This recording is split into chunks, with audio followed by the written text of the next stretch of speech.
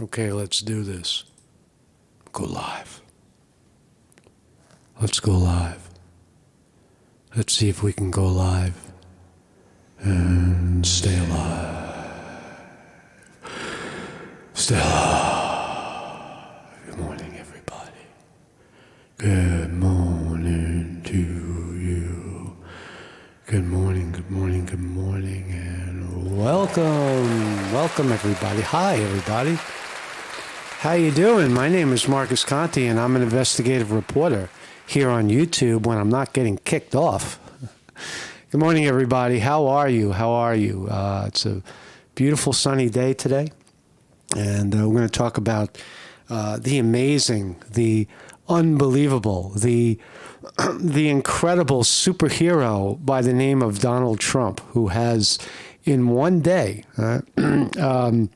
single-handedly turn the pages of history to a better page for three reasons. The first one is the obvious pardons of the January 6th hostages, guys that were guys and gals that showed up for a rally back on January 6th in 2020 to voice their opinions about the integrity of our elections in this country, and they kind of they got their attention. They got the attention of Congress and everybody else, and for that, some of them got thrown in jail for 30 years. If you haven't followed the story, the 4 years of democratic assault on our democracy, trying to frame a bunch of American citizens who showed up at a rally in D.C. as terrorists, as seditious seditious conspiracy to commit high crimes and treason, high crimes and misdemeanors against their own country. It was totally, utterly, and completely ridiculous. And so Trump, with a swipe of a pen, has expunged the records of 1,500 would-be terrorists. Some of them who are amongst us and are our friends, and none of it makes any sense. So Trump did a great thing there. He commuted there's a few people that are still sitting in jail, maybe for until further notice, but for the most part, the bulk, with the exception of a couple of lunatics, the bulk of the innocent people on that day are free to go. Also talk about Trump did something else amazing, right? For now 60, 70 years, the idea of affirmative action, the principle behind affirmative action is to give advantage to people who have been disadvantaged and or their advantage was taken away from them because of their gender, because of their color, because of their age, because of their lack of color. That's the new thing. But this idea of DEI, diversity, equity, and inclusion, and or affirmative action, pushing people to the front of the line because society wants them to believe that they're inferior to everybody else. All of this nonsense, this critical race theory, this garbage, is now officially garbage in the eyes of Trump. DEI is no more at the federal level. It is now considered racism. Beautiful, amazing. If you're talking to me, if you ask my opinion about it, a guy who has a legal suit with a hospital for exactly that, getting kicked out of a hospital for being white. Get your white privilege out of here, if you remember. That story is still very much brewing. We're waiting for confirmation from the good judge in that case, the Division of Human Rights, to confirm all of that was said, and then we'll move on to the next level of assault. We'll get the story to all of the sitting Congress and such, and it's going to be a good story. Also, Trump has done something that most conspiratorial minds, or most, I'll take that back, not conspiratorial minds, but people that are curious about the nature of our government in terms of Martin Luther King Jr. getting shot to death on a balcony. John F. Kennedy getting shot in the head next to his wife while he was driving down the road as the sitting president. And RFK, who got whacked in California by some Sirhan guy.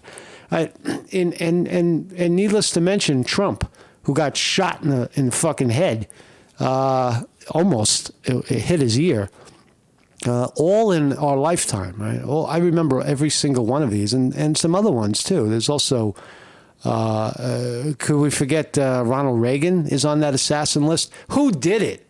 That's what we want to know. Is there a common thread amongst all of these killings, amongst all this ultra, super, incredible political violence at the top of the heap? Right?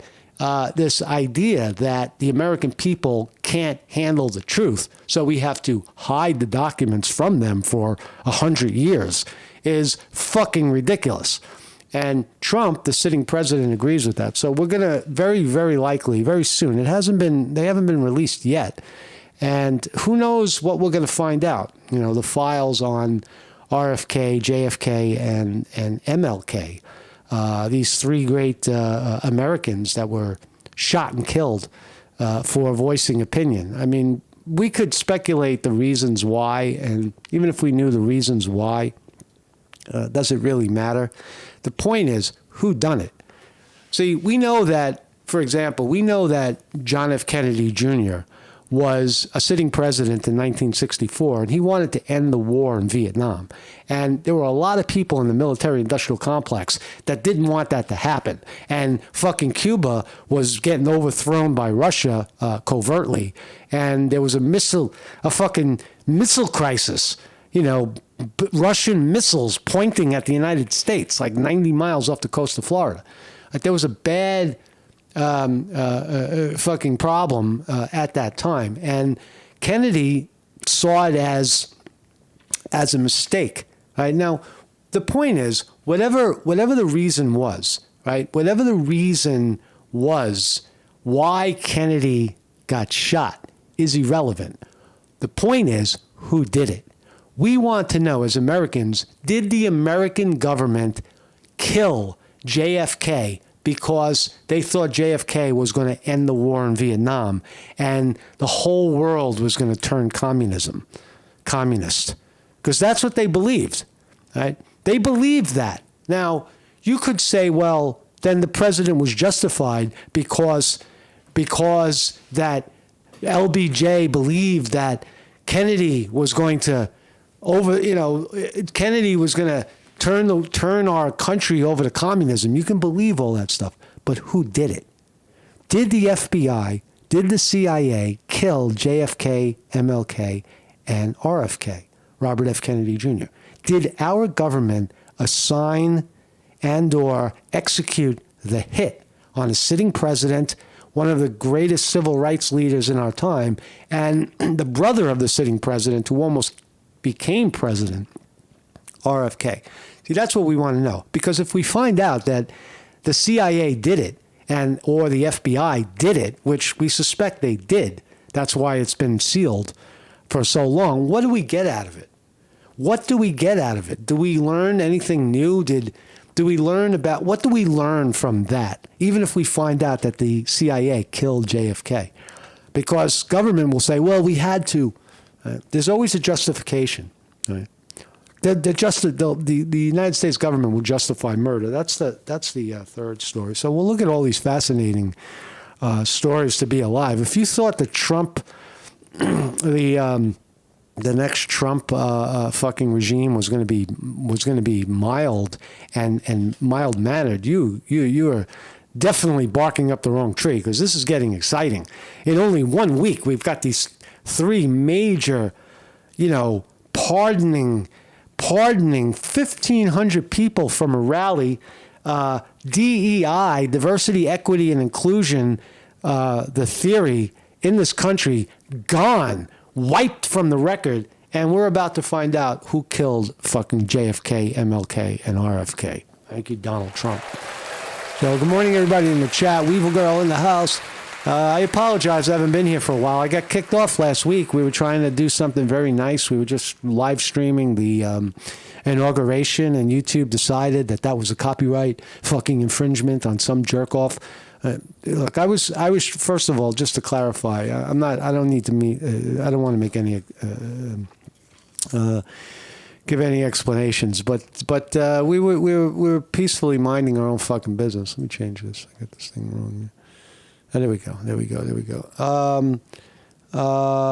Thank you everybody in the chat for being here as well. Weevil Girl in the house. William R. Hall, great artist from Syracuse, New York, is here as well. Welcome. I got distracted by something out the window. Fucking somebody's throwing shit at me. Hey, get off my lawn, motherfucker. Who else is here? Just give me a second, man. I'm trying to get my mojo going.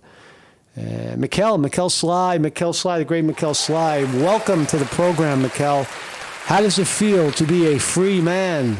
Mikkel is free and clear, right? But you can't take away what they, the year or two that they took away from you, right? And Mikkel knows what I'm talking about. And who else is here? Did I mention everybody? Weevil Girl, Mikkel, Christian Defender, Champs, and everybody else who's lurking. Thank you. Mike Marcheklik. Good morning, everybody. My name is Marcus Conte. I have a website. This is my thumbnail today. Full pardon. There's Trump. Brought a tear to my eye when he did it. He did it the first day, I think in the first hours of his presidency. He had them, had his people bring in the boxes of pardons, and he sat there and at the Oval Office he signed them away. And that's the thumbnail today. I have a website every morning, 9 a.m.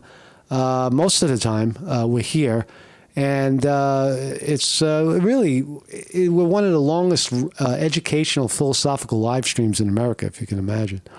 And we keep going. So try to hold back your tears on this one. Here is Donald J. Trump signing the release of our great hostages. All right. History now remembers the people of January 6th. The proud patriots who went to the Capitol to voice their political and whatever opinion in Congress are now considered hostages. Hostages of the Democratic Party have been released. Listen to Trump say it. So this is January 6th. These are the hostages. Approximately 1,500 for a pardon. Yes. Full pardon. Full fucking pardon. Full pardon. Do it, Trump. Do it. We have about 6 commutations in there. Fuck that. Who cares about that? Do it. Nice to see you again. Ah. What a, wow. Just wow. There's Trump signing away the fucking jail sentences. We hope they come out tonight, frankly. We're expecting it. Great love for Donald Trump. 1,500 people. Six commutations. Great love. We're looking at different things, but the commutations would be the ones that we'll take a look, and maybe it'll stay that way, or it'll go to full pardon. And the order does require the Bureau of Prisons to act immediately on receipt of the pardons and commutation orders. Sir, this is an Why don't we get that down so they can get them going right now? Acting immediately. Wow, holy shit, I can't believe what I just saw. President Trump issued pardons Monday night to hundreds of participants in the January 6, 2021 Capitol riot, staying true to his promise to grant clemency to people involved in halting the counting of electoral college votes. That's not what they were trying to do. They were not trying to halt the counting of anything, really. They just showed up, That's, whatever people were doing in Congress is irrelevant. People showed up and they voiced their opinion about integrity fraud, right? So the newly sworn in 47 president signed the document. We saw it. It's beautiful and it's brilliant and it's unprecedented. And, they'll flash these photos forever, how these horrible people These are people that you would meet down on the corner at the bar and shit. Right? Look at these guys. They're just regular people. They're Americans who showed up one day. And some of them are hard workers. Some of them know how to climb. And there's the great QAnon warrior, right? Fucking Jacob Anthony Chinley. He sat in jail for about a year or two, right? Sat in jail. He apologized. He was so sad. Who else? They let out the top guy too. Proud Boy leader Enrico Tarrio was sentenced to 22 years for seditious conspiracy. 22 years they sentenced this guy to. He's probably in jail up until yesterday or fucking last week, and you know, Trump got him out. That's it. It's over. Seditious conspiracy. That's up there with high treason. Fucking sick. Sick world. People ask, well, why are you not a Democrat? Why do you dislike the Democratic Party? How dare you not trust them? How dare you agree with anything Trump says? People are still saying that right now. They're saying it rather quietly now because they realize how fucking stupid they are and how you know, they got the story wrong. I didn't want to be right about this, but I'm right. I was right. I told you that this was a hit on American democracy. That the people in this situation were hostages. I don't know. I think it's pretty clear. What else? I'm going to be acting very quickly. He told in MSNBC. Trump was outraged. Of course he was. Trump was outraged after former President Biden issued a sweeping pardon to his son, Hunter, right? And all of his family members. That's who Joe Biden was looking out for. He looked out for his son and all of his family members, which is not a bad thing. But was he looking out for the 9/11 fucking, not 9/11, but the January 6th people? Hell fucking no. He didn't care about those people. If it was up to Joe Biden, if it was up to Kamala Harris, if Kamala Harris would have won that election, those 1,500 people would be still sitting and rotting in fucking jail for 22 years. Could you imagine that? Can you imagine how fucking absurd that would have been to have those people sit in jail? And so that's all I'll say about want to watch again? Yes, sir. First, we have a list of... Oh, we already saw that. What else? So changing the page a little bit. Trump's bold strike against DEI ends 60 years of discrimination, makes history. Wow, what a time to be alive. I love Trump's, I don't know what desk he's using, but he's got his, that's Thomas Jefferson. He put Jefferson up there to his left. Trump has full discretion over what is in the Oval Office. I think he may be using maybe the Reagan desk, or there's a couple of desks that they use, and presidents have the right to pick the historic desk that they would like to sit at. I don't know where they are. They're probably in storage somewhere. But this looks like a nice vintage setup. Trump has phones. Some presidents have a totally empty table. But anyway, we're only days into Trump's administration, and we can already identify one of his top 5 achievements, ending DEI. Now, what the fuck is DEI? DEI, diversity, equity, and inclusion. Well, it sounds like something you'd want to have and keep going, right?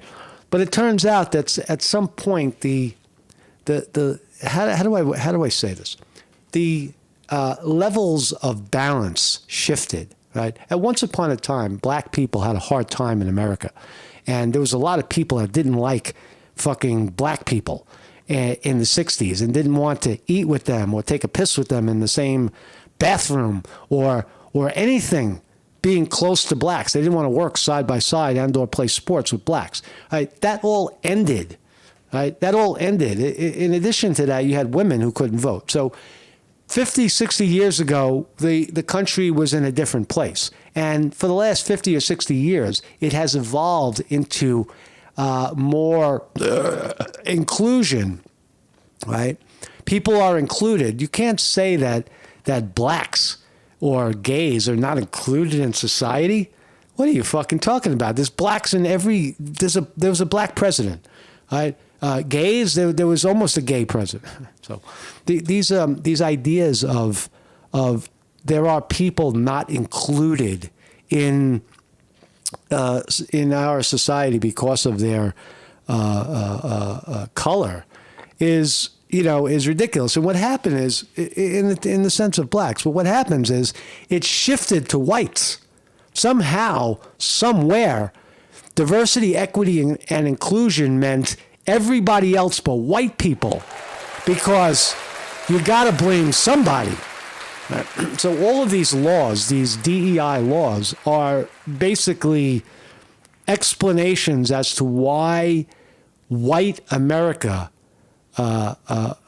made this situation possible for blacks, to make their disadvantage. The white people are directly responsible. That's what DEI became: diversity, equity, and inclusion. And as I said earlier, it started as an affirmative action thing, which society identifies as some people being disadvantaged because of their color. And that I think that was kind of sort of inescapable in the 60s, but it doesn't exist anymore. Therefore, it's time to do exactly what Trump is doing and throw the whole fucking thing in the garbage before it turns into, that white people are the fucking devil, because it's one step away from that. White supremacy, white privilege, critical race theory, the idea, right? All these things evolve and or are a subset of DEI. You follow what I'm saying? William R. Hall says that's Andrew Jackson. Thank you. Andrew Jackson, not Thomas Jefferson. That's Andrew Jackson.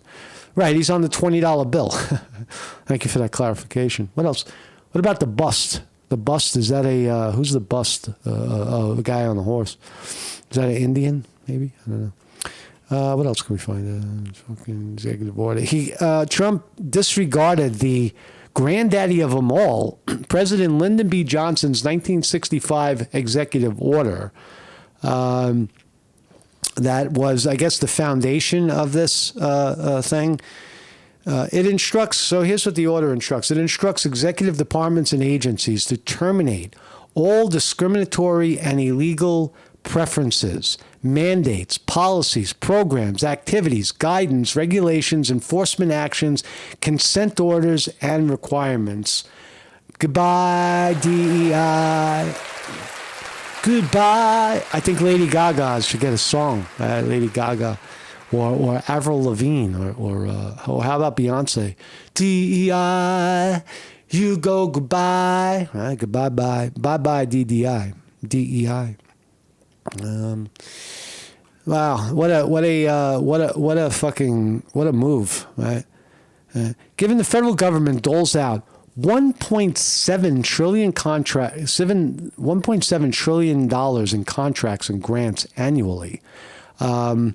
Right? This they're not going to get their money, right? So if you're a government agency or a corporation or anybody, and you have this policy of DEI, this policy of diversity, equity, and inclusion, like a college campus where you have to have a certain amount of blacks, a certain amount of whites, a certain amount of, well, not whites. Whites are always, look, there is no colleges in America right now that are racist, that exclude people because of race, except for historical black colleges and universities. Those are the only ones. There are no historical white fucking colleges for white people in America. There's only black. Now, you'll say, well, those are not exclusive to blacks. A white person could subscribe or apply and get in there and be part of it. But first of all, who wants to be part of a racist fucking college like that, where there's all the same kind of people because of their belief that somehow they're entitled to that? It's a sense of entitlement. So this notion of DEI in colleges is now gone as well. And if they continue to do it, they're not going to get funded. So I think we're in good shape right now. I think we're in good shape. Let's find out more. 60 years of DEI. We're only days into the Trump administration, and we can already identify one of his top priorities. DEI is gone. It is a breathtaking, bold, and wholly righteous move that could bring about a generational change. That's a light way of saying it. This is the greatest activity, the most movement in the DEI and or civil rights movement in the last 65 years, since 1964, the discrimination law in 1964. This is the biggest one, the biggest move on it since then. So how many years is that? 35, 50. It's more than 50 years ago, almost 60 years ago. Ending illegal discrimination and restoring merit-based opportunity. That's what Trump is saying. Stop already that you're black and you can't get it. You can't get ahead. Right? You can get ahead. Everybody can get ahead. You can get something in your head. Right? And it has nothing to do with race anymore. Trump's directive repeals a series of executive orders promoting affirmative action in government, right? Including the granddaddy of them all. I read that already. I'm sorry. What else? Not really all. Moreover, federal contracts have to assure the government that they aren't promoting DEI in violation of anti-discrimination laws. That's so beautiful. It's so beautiful that DEI is now considered discrimination.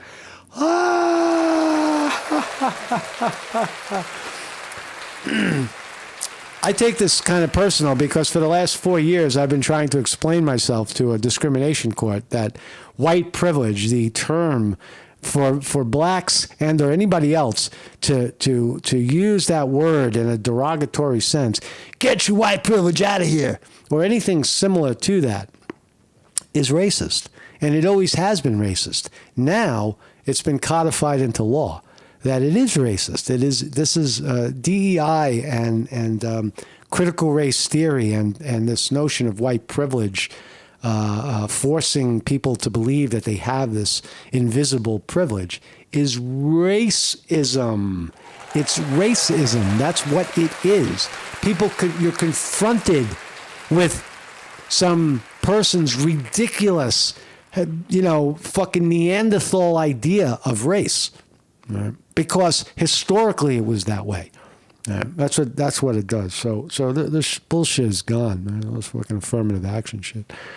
So that's going to happen pretty quickly. What else? Here, some more. By the authority vested in me as president by the Constitution and the laws of the United States of America, I hereby order long-standing civil rights laws protecting individual Americans from discrimination. These civil rights protections. So we're not, and there'll be people on the left that will misinterpret this as disregarding discriminatory law. Right? That's not what's happening here. No one is saying that the laws regarding discrimination are not in place anymore, because they are. What's not in place anymore is the affirmative action, pushing the law to include people of color or some theoretical minority as being able to get in front of the line. Right? That's what affirmative action is. That's what this DEI is all about. And it is now it's a historical fact. Diversity, equity, and inclusion, and assembly, right? And assembly too, right?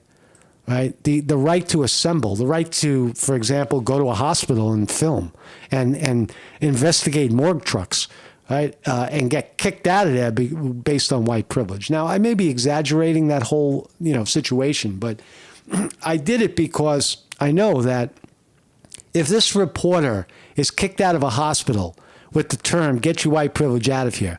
I will guarantee, I will bet my last fucking dollar that I am not the only one that happened to while at the hospital, especially that hospital, Brooklyn Hospital. So accessibility is a big one too. I didn't want to talk about myself today, but I guess I am. What else we got? So Trump orders release of long. This is a good one. Let's flip the page. Let Trump tell us in his own words. Please, sir, we have an executive order ordering the declassification of files relating to the assassinations of President John F. Kennedy, Senator Robert F. Kennedy, and the Reverend Dr. Martin Luther King Jr. That's a big one, huh? A lot of people are waiting for this for years, for decades.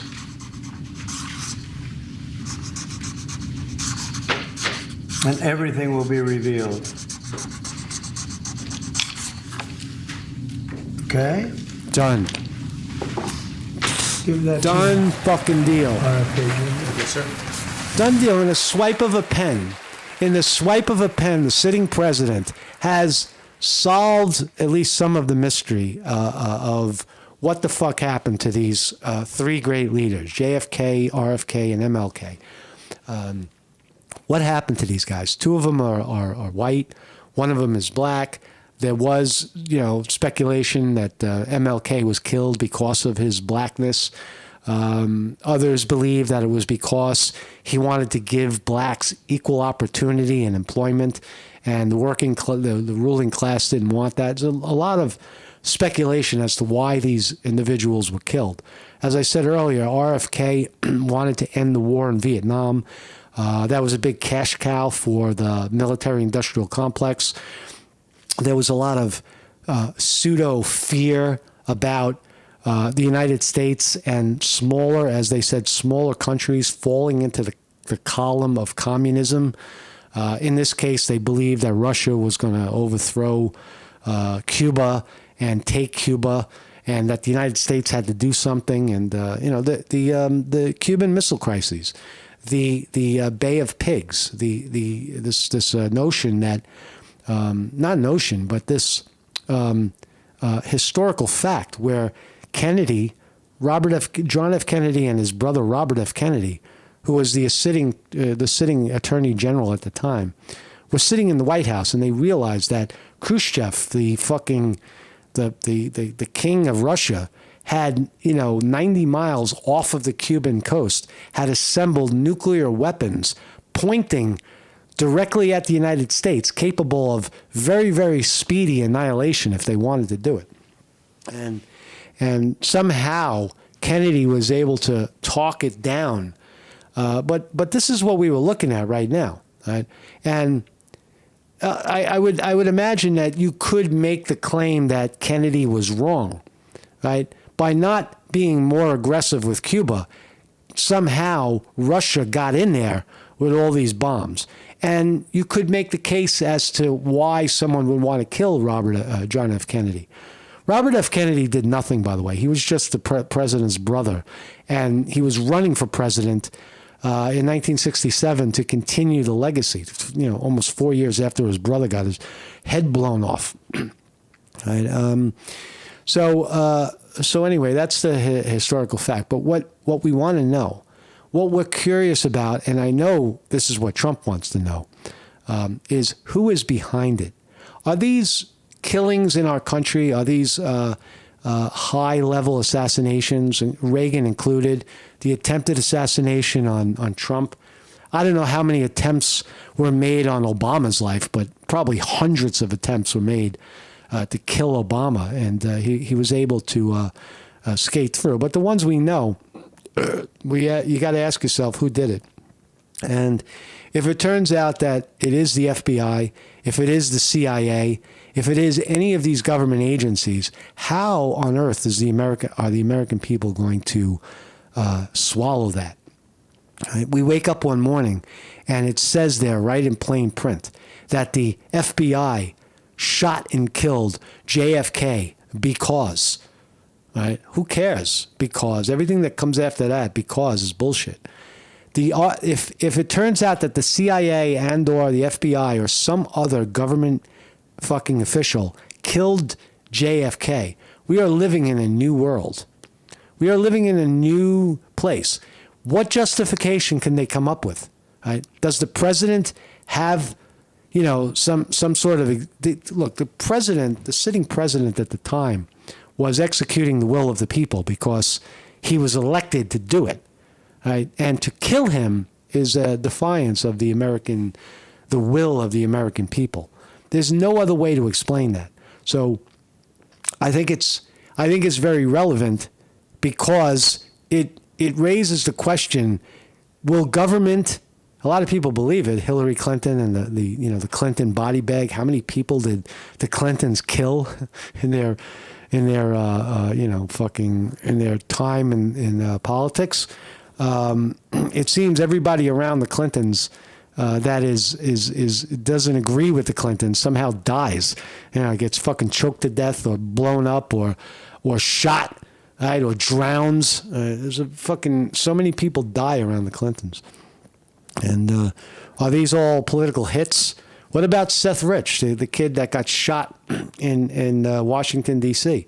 while figuring out who was fucking stealing the election in 2016 in the DNC, right? Seth Rich, right? There's a lot of assassinations, right? Like, will it stop there?